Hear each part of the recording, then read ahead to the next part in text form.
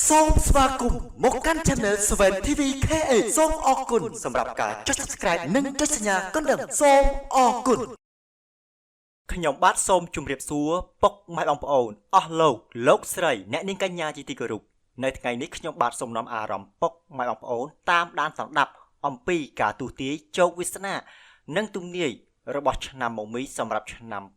2026ដែលខ្ញុំបាទតែងតែធ្វើការដកស្រង់និងអានជូននៅក្បួនហោរាសាស្ត្រទូទាយចិនសាយដល់ល្បីឈ្មោះដោយនេះសូមពុកម៉ែបងប្អូនខមមិននៅលេខសំណាងមាន$271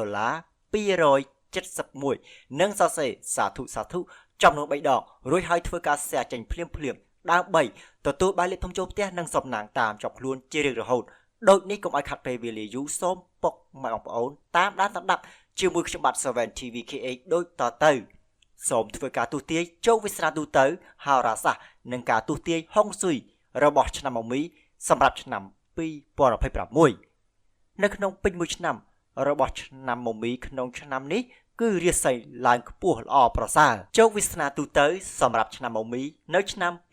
2026គឺឆ្នាំនេះគឺជាឆ្នាំធម្មពលរបស់ឆ្នាំមមីដែលជាឆ្នាំរបស់អស់លោកអ្នកក៏ប៉ុន្តែ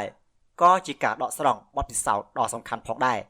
យើងដឹងហើយថាឆ្នាំនេះជាឆ្នាំសេះភ្លើងហើយភ្លើងបានផ្ដល់ឲ្យអ្នកនៅធម្មពលភាពក្លាហាននិងការលើកទឹកចិត្តប៉ុន្តែក៏មិនអាចសំបំណងផងដែរប្រសិនបើអ្នកមិនដឹងពីរបៀបគ្រប់គ្រងខ្សែជីវិតរបស់អស់លោកអ្នកនៅក្នុងឆ្នាំនេះចំណែកឯប៉ុន្មានខែដំបូងនៃដើមឆ្នាំហាក់បីដូចជាមានការផ្ទុះឡើងនៃគំនិតផ្ដួចផ្ដើមអ្នកចង់បានអ្វីគឺបានហ្នឹងប៉ុន្តែសូមប្រុងប្រយ័ត្នសេះភ្លើងមានក្តីស្រឡាញ់ប៉ុន្តែក៏មិនចេះអត់ធ្មត់ផងដែរមានន័យថាឆាវឆាវលុះមកដល់រដូវក្តៅនិងស្លឹកឈើជ្រុះគឺនាំមកនៅពេលវេលាកំណត់មួយអ្នកអាចបំពេញក្តីសុបិនដ៏ធំរបស់អ្នកឬទទួលបានឱកាសរៀនពីវិធីលំបាកដែលវាមានន័យថាលោកអ្នកអាចទទួលបានឱកាសមួយដែលមិនបានត្រៀមជាមុនលុះមកដល់ចុងឆ្នាំប្រសិនបើលោកអ្នកមិនបានរៀនគ្រប់គ្រងថាមពលរបស់លោកអ្នកនោះទេអ្នកអាចមានអារម្មណ៍ថាហត់នឿយសូម្បីតែធ្វើការសម្រេចចិត្តអ្វីមួយហាក់បីដូចជាលឿនពេកគន្លឹះសំខាន់សម្រាប់ឆ្នាំមមីក្នុងឆ្នាំ2026គឺត្រូវតែរៀបចំផែនការជាមុនសិនមុនពេលធ្វើសកម្មភាពអ្វីមួយនោះចំណុចមួយទៀតគប្បីរៀននិយាយថាទេចំណុចមួយទៀតត្រូវតែស្មោះត្រង់នឹងគោលដៅរបស់អស់លោកអ្នកប៉ុន្តែអាចបត់បែនតាមវិធីសាស្ត្ររបស់អ្នកទន្ទឹមនឹងនេះផងដែរសូមប្រុងប្រយ័ត្នជានិច្ចម្ចាស់ការលើកខ្លួនឯងជានិច្ចស្របពេលនេះឆ្នាំ2026អាចជាឆ្នាំដែលមិនអាចបំភ្លេចបានប្រសិនបើអ្នកដឹងពីរបៀបប្រើប្រាស់ធនធានរបស់អស់លោកអ្នកប្រកបដោយឆ្លាតវៃតទៅនេះសូមជូននៅការទូទាយនិងការណែនាំហុងស៊ុយសម្រាប់ឆ្នាំ2026របស់ឆ្នាំមមីឆ្នាំ2026គឺជាឆ្នាំនៃសេះភ្លើងដូច្នេះប្រសិនបើអ្នកកើតនៅក្នុងឆ្នាំមមីសូមធ្វើការយកចិត្តទុកដាក់ឲ្យបានខ្ពស់ឆ្នាំ2026ជាឆ្នាំនៃការបដិញ្ញាចិត្តត្រូវតែសកម្មលឿននិងមានការប្រុងប្រយ័ត្នឆ្នាំនេះគប្បីប្រកាន់ខ្ជាប់នៅសិលធម៌សច្ចធម៌ទៀងត្រង់គោលការណ៍ទាំងនេះគឺជាមាគ៌ានាំឲ្យលោកអ្នកមានការកែប្រែជាវិជ្ជមានឆ្នាំ2026ជាឆ្នាំដែលអ្នកមិនអាចលាក់ខ្លួនក្រោមរូបភាពខ្ជិលធ្វើការនោះទេប្រសិនបើអ្នកធ្លាប់ត្រមៃចង់ចាប់ផ្ដើមផ្លូវថ្មីធ្វើការផ្លាស់ប្ដូរខ្សែជីវិតឬទទួលយកបទពិសោធន៍ថ្មីឆ្នាំ2026នេះនឹងបើកទ្វារសម្រាប់អស់លោកអ្នកទន្ទឹមនឹងនេះផងដែរលោកអ្នកគប្បីមានភាពស្មោះត្រង់ជាមួយខ្លួនឯងចំពោះអស់លោកអ្នកដែលកើតនៅក្នុងឆ្នាំមមីសុទ្ធសឹងជាអ្នកដែលកើតនៅក្នុងឆ្នាំ1967 79 91 2003និង2015ចំណែកឯឱសថហុងស៊ុយសម្រាប់ឆ្នាំមមីក្នុងឆ្នាំ2026ដើម្បីធ្វើការការពារនោះគឺមានភាពចាំបាច់ផងដែរបេនមីនៀននាំមកនៅបញ្ហាប្រឈមសម្រាប់ឆ្នាំមមីប៉ុន្តែដើម្បីប្រែក្លាយឆ្នាំនេះទៅភាពជោគជ័យដែលអាចគ្រប់គ្រងបានអ្នកត្រូវតែមានវិធីព្យាបាលនិងការពារសំខាន់ដូចខាងក្រោមការតៃស៊ុយ2026រូបឧត្តមសេនីយ៍ Vance គឺមានសារៈសំខាន់ណាស់សម្រាប់អស់លោកអ្នកផ្ដល់នៅការការពារប្រឆាំងនឹងសំណាក់អាក្រក់ធំឧបសគ្គនិងអស្ថិរភាពដែលបណ្ដាលមកពីការប៉ះទង្គិចខ្លួនឯង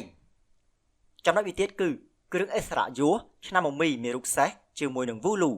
គឺជាជំនួយធម្មពលដល់ខ្លួនរបស់អស់លោកអ្នកឲ្យមានស្ថិរភាពល្អ Vulu ការពារអ្នកពីជំងឺតាក់ទងនឹងភាពតានតឹងនិងហានិភ័យនៃគ្រោះថ្នាក់ផ្សេងមួយទៀតគឺរូបសំណាកសេះមាសនិងរទេះនៃទ្រព្យសម្បត្តិគឺជួយឲ្យអស់លោកអ្នក ទាញយកនៅសក្តានុពលភាពវិជ្ជមាននៃឆ្នាំរបស់អស់លោកអ្នកនិងពង្រីកសំណាងនៃភាពជាអ្នកដឹកនាំព្រមទាំងនាំមកនូវភាពជោគជ័យដល់ខ្លួនអស់លោកអ្នកផងដែរចំណុចទីទៀតគឺគ្រឿងអេស្ត្រាអាយុសម្រាប់ឆ្នាំម៉ែ2026មានសត្វពពែជាដើមគឺធ្វើឲ្យអស់លោកអ្នកមានសំណាងល្អមានស្ថិរភាពនិងដើរតួជាខែលការពារឆ្នាំរបស់អស់លោកអ្នកគឺឆ្នាំមមីនោះឯងមួយទៀតគឺដើមគ្រីស្តាល់ Rose Quartz ដោយសារតែការប៉ះទង្គិចគ្នាដោយប្រការណាមួយនាំមកនូវភាពតានតឹងក្នុងទំនាក់ទំនងដើមឈើនេះនាំមកនូវតុល្យភាពអារម្មណ៍គ្រប់គ្រងអារម្មណ៍និងផ្ដល់ភាពសុខដុមរមនាដល់គូស្វាមីភរិយានិងក្រុមគ្រួសាររបស់អស់លោកអ្នកតទៅនេះសូមធ្វើការទូទាយសំណាងសម្រាប់មនុស្សកើតក្នុងឆ្នាំមមីក្នុងឆ្នាំ2026មានដូចតទៅលេខសំណាងរបស់អស់លោកអ្នកគឺលេខ1លេខ4លេខ5លេខ7និងលេខ9ទិសនាំសំណាងគឺទិសខាងត្បូងហើយពណ៌នាំសំណាងគឺពណ៌មាសពណ៌លឿងពណ៌ក្រហមនិងពណ៌ខៀវតទៅនេះសូមធ្វើការទូទាយជោគវាសនារិទ្ធិលិកស្នេហាការងារនិងសុខភាពរបស់អស់លោកអ្នកកើតក្នុងឆ្នាំមមីក្នុងឆ្នាំ2026 1ជីវិតក្នុងគ្រួសារនិងសង្គមរបស់ឆ្នាំមមីក្នុងឆ្នាំ2026សូមធ្វើការគ្រប់គ្រងនិងលើកទឹកចិត្តនិងធ្វើការទំនាក់ទំនងចំណាយពេលវេលាសម្រាប់ក្រុមគ្រួសាររបស់អស់លោកអ្នកទោះបីជាឥទ្ធិពលរបស់តារាតៃសួយអាចនាំមកនូវភាពតានតឹងនិងមានការយល់ច្រឡំនៅក្នុងរូបវងគ្រួសារនិងសង្គមក៏ដោយសូមលោកអ្នកធ្វើការទំនាក់ទំនងមនុស្សទាំងអស់នៅក្នុងសង្គមជាធម្មតាសារៈសំខាន់មួយទៀតគឺគប្បីចំណាយពេលវេលាជាមួយមនុស្សជាទីស្រឡាញ់របស់អស់លោកអ្នកធ្វើការគ្រប់គ្រងនិងលើកទឹកចិត្តពីក្រុមគ្រួសារនិងមិត្តភ័ក្តិរបស់អស់លោកអ្នកដែលគួរឲ្យទុកចិត្តនោះនាំឲ្យคล้ายជាសសរស្តម្ភដ៏សំខាន់មួយនៅក្នុងឆ្នាំនេះទន្ទឹមនឹងនេះផងដែរសូមធ្វើការយកចិត្តទុកដាក់ចំពោះសុខភាពរបស់សមាជិកគ្រួសារវ័យចំណាស់របស់អស់លោកអ្នកព្រោះថាដោយសារឥទ្ធិពលរបស់តារាហ្វូស៊ីនិងតារាវូហង 2. ស្នេហាឆ្នាំនេះស្នេហាកាន់តែក្តៅគគុកប៉ុន្តែមិនប្រែប្រួលទំនាក់ទំនងអ្នកអាចមានអារម្មណ៍ថាមិនស្ថិរភាពដោយសារតែថាមពលនៃតារាតៃសួយគ្រួសារភរិយាឬដៃគូស្នេហាអាចជួបប្រទះបញ្ហានិងការមិនចុះសម្រុងគ្នាឬឃ្លាតឆ្ងាយពីគ្នា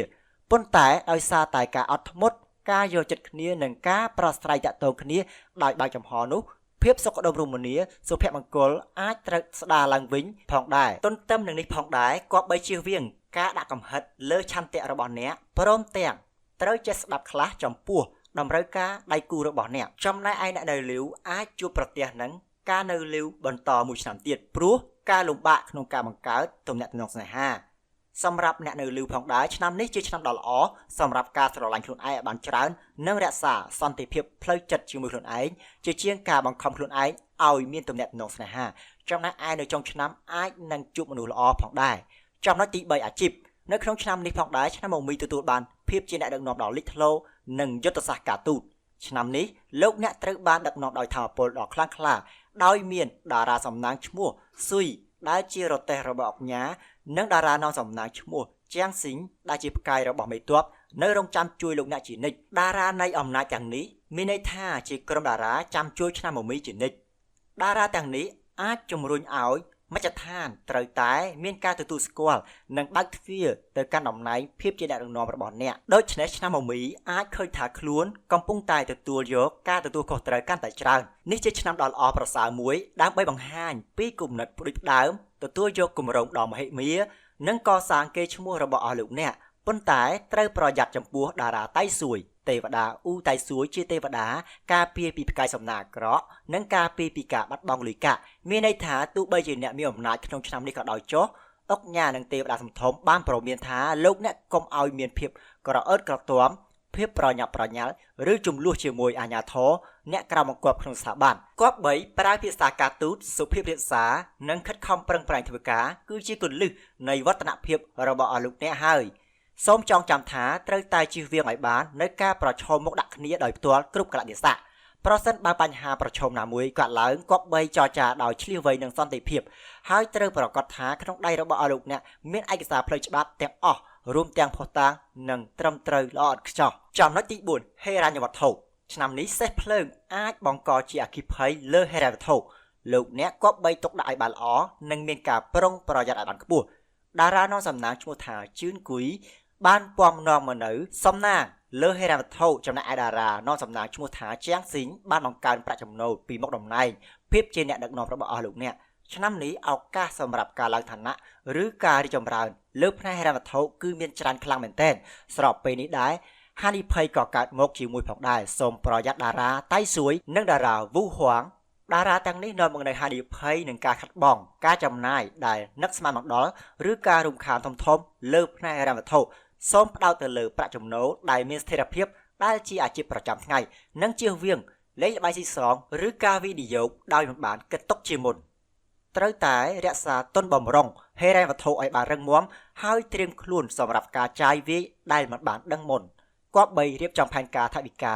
របស់អស់លោកអ្នកប្រកបដោយឈ្លាសវៃជៀសវាងការប្រាក់កម្ចីធំឬការធានាប្រាក់កម្ចីឲ្យអ្នកដទៃព្រោះហានិភ័យអាចកើតឡើងខ្លាំង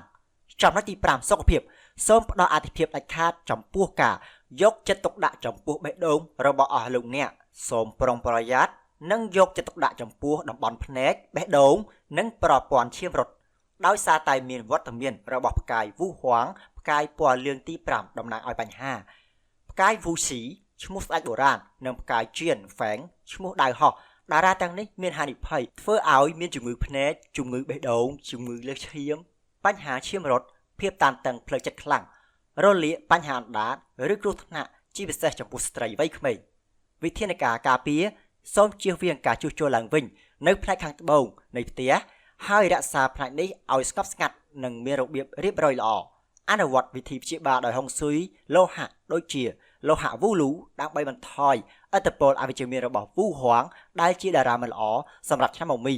សូមផ្ដល់អាទិភាពយកចិត្តទុកដាក់ចំពោះបញ្ហាសុខភាពលើផ្នែកសរសៃឈាមបេះដូងតាមរយៈរបបអាហារឲ្យបានទៀងទាត់មានតុល្យភាពនិងធ្វើលំហាត់ប្រាណកម្រិតមធ្យមចំណែកឯផ្នែករបស់អ្នកគប្បីសម្រាកឲ្យបានគ្រប់គ្រាន់និងជៀសវាងការធ្វើការដែលមានហានិភ័យឬគ្រោះថ្នាក់ដល់ភ្នែកលើសពីនេះទៀតសោតសូមធ្វើការពិនិត្យសុខភាពរបស់អស់លោកអ្នកជាប្រចាំផងដែរសូមធ្វើការគ្រប់គ្រងភាពតានតឹងតាមរយៈការធ្វើសមាធិហាត់យូហ្គាឬដើរលេងកម្សាន្តនៅទីកន្លែងដែលមានធម្មជាតិស្រស់បំព្រងចំណុចចុងក្រោយសូមធ្វើការសន្និដ្ឋានសម្រាប់ឆ្នាំមមីក្នុងឆ្នាំ